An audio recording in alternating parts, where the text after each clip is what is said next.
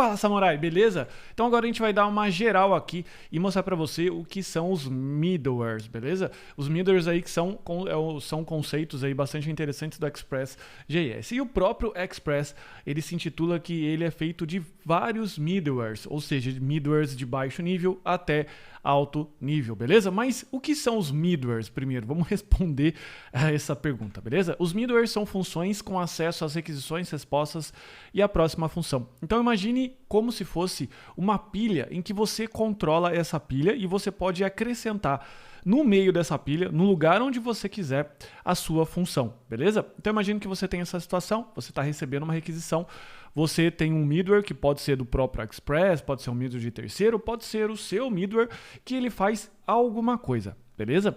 No momento que ele faz alguma coisa, ele chama o next, que é a função que autoriza para o próximo middleware executa, e assim você vai ter uma execução em cascata até chegar no seu controller. Então os middlewares são essas funções que você pode inserir no meio do caminho da requisição até chegar no seu controller, para que você possa controlar ou então executar alguma coisa no meio do caminho. Simples assim. Tá bom? Então os middlewares, eles executam qualquer código, eles podem fazer mudanças nos objetos de solicitação e resposta, inclusive, então de repente você pode acrescentar alguma coisa, de repente você pode remover uma informação sensível, por exemplo, você pode encerrar o ciclo de solicitação e resposta, como eu comentei, você coloca o next e o next ele indica se pode continuar a execução ou não, você pode chamar a próxima função middleware na pilha, ou então você pode criar um middleware em nível de aplicativo, nível de roteador, manipulação de erro, middleware integrado ou um middleware de terceiros, beleza?